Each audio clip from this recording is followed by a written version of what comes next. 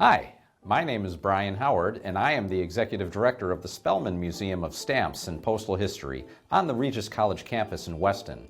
Welcome to our update for June 2024.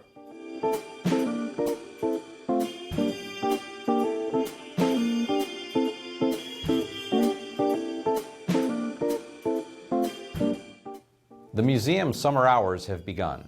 We are open to the public Thursday through Saturday, noon until 5 p.m. through August. This fall, we will reopen on Sundays. We are also considering expanding our public hours to include Wednesdays as well. June is Pride Month, and the museum is pleased to have recently received and installed an exhibit from award-winning philatelist Dr. Thomas Griebling of Kansas City, Missouri. The Pink Triangle, from mark of oppression to symbol of gay pride, traces the philatelic history of this symbol, from its use in Nazi Germany to its reappropriation for the Pride movement during the late 20th century. This 16-panel retrospective includes covers, postcards, and stamps that relate a compelling and oft underrepresented aspect of postal history and society. The Pink Triangle will be on view through the end of June. We are pleased to offer this poignant exhibit for the first time. Our thanks to Dr. Griebling for sharing it with the museum. The Spellman is working with the Gay and Lesbian History on Stamps Club to bring additional frames in for display for Pride Month. In another partnership venture, we are working with Kathy Alpert, whose postcard sale in March drew over 200 visitors to our galleries, to be the home site for a newly formed postal history group, the New England Postcard Club. The club's first meeting takes place at the Spellman on Saturday, June 15th, and interest is high. A selection of high-end view, topical, and photographic cards ranging from 50 cents to more than $100 will be available to purchase. In other events, museum goers can look forward to a busy fall event schedule, which includes a stamp roadshow with evaluations taking place at the museum in September. 2 live animal presentations are also confirmed, one seeing a return of our popular Owls on Stamps event on October 26th, and Joy Marsloff's Endangered Species taking place in November. Also in November is a presentation on the history of tea, which is open to museum members. Check out the museum's website for information on these events and others at spellmanmuseum.org. I'm Heidi Price with today's artifact, the leather satchel. Now, we have all heard the term parcel post, but what is it? Parcel post is the postal method for mail that is too heavy for normal letter delivery. Parcel post was created once the U.S. railway network was established, which enabled parcels to be carried in bulk, on a regular schedule, and at economical prices via train. So that is parcel post. Now, what does that have to do with leather satchels? Back in the late 1800s, letter carriers used leather satchels to carry the mail along their appointed rounds. In New York City, carriers delivered more than 2 million pieces of mail in the first 3 months of 1863. 2 million pieces! So for many years, letter carriers were required to lug as many as 70 pounds of mail matter in their leather mailbags. And before the advent of parcel post in 1913, carriers were compelled to load their satchels with all sorts and sizes of packages. By the way, today, generally no package weighing more than 2 pounds are delivered by carriers on foot. As businesses and populations flourished over the next century, carriers' mail loads swelled to enormous burdens. But as the volume and nature of mail has changed, one thing remained constant: the leather mailbag.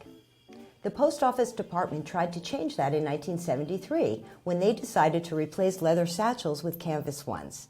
Yet, even though the traditional leather satchels are twice as heavy as canvas bags, almost 4 pounds each, carriers were reluctant to make the switch. Change is hard. Leather certainly held up well to the demands of the mail delivery. Many of the satchels survived more than 6 years of use. The canvas bags, which were not as sturdy, wore out in less than 2 years, and certainly were no match for leather bags when it came to fending off dogs along the route. But even the sturdiest leather bags wore out after time, and only canvas bags are available as replacements. Carriers had no choice but to accept the switch. By the late 1980s, almost all carriers were using canvas bags. Swing by the Spellman to see and lift a leather mailbag for yourself. We're closing today with the Spellman Museum's librarian, Jeff Brigham. Jeff is an academic librarian who most recently was with the Andover Newton Theological School, from which he retired in 2016. Jeff, welcome to the update. Thank you, Ryan. All right. So, real quick, what's your background? Where'd you grow up, and how did you get involved in stamp collecting? Well, I grew up in Reading, and so as you mentioned, I've been a librarian for my entire career. I got involved in stamp collecting when I was a kid. My father was kind of a small-time collector, introduced by his aunt, and so I can remember back when I was a teenager, him bringing me over to the Spellman when it was first opened. No kidding. Ironically, the thing I remember most was peering into the library room and just being amazed at how many books there were on stamp collecting. But unfortunately, in those days, only members were allowed in the library.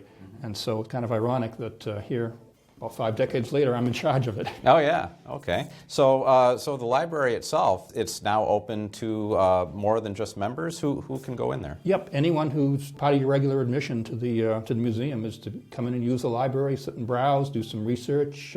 How did you get involved with the Spellman in the first place? I mean, clearly you were aware of it from your youth, but as the librarian now, how did that come to pass? I was a member of the Waltham Stamp Club for many years, and we have met at the museum. The Stamp Club meets is it 2 weeks? Every 2 weeks, yep, twice a month.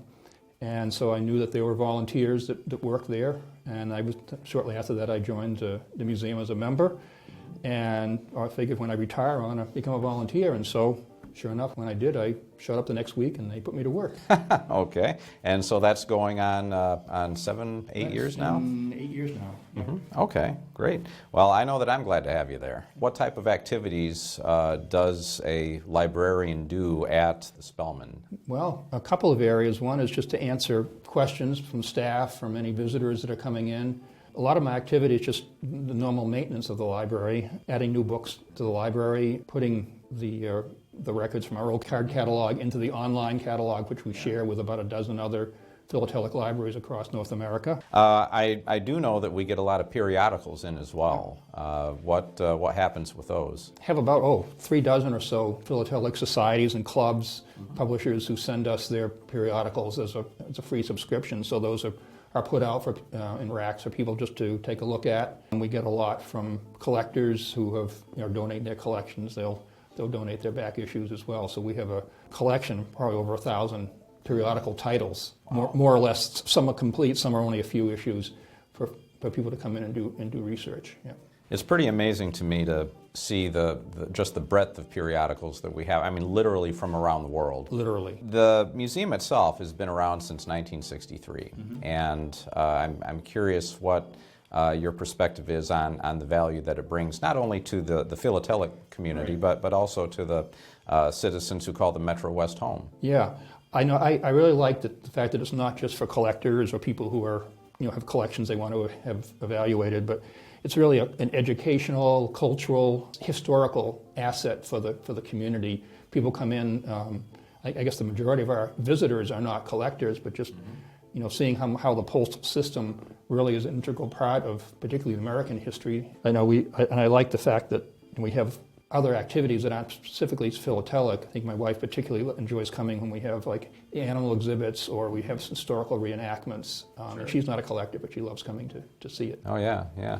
Well, that's what the museum tries to do, is we try to make the ties between what's happening in our collections and what's happening in the community. Yeah.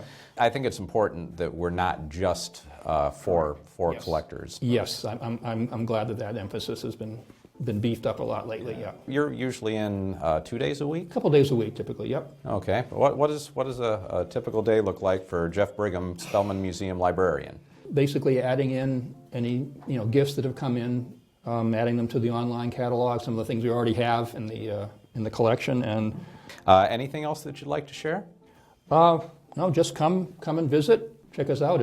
I know people are very interested when they come in, even if they're not collectors. People seem to be very appreciative of the learning experience that curators do for the putting out in the display areas. Yeah. So it's a good educational asset. All right. Well, Jeff, you're a big part of making the organization move forward, and we sincerely appreciate what you're doing for the Spellman. And as I've said to some of our other guests, I'm looking forward to working with you for a long time to come. Great. So, thank you. Likewise. Thank you. All right. All right, well, that's it for the June update. We at the Spellman Museum thank you for your interest, and we're looking forward to seeing you next month.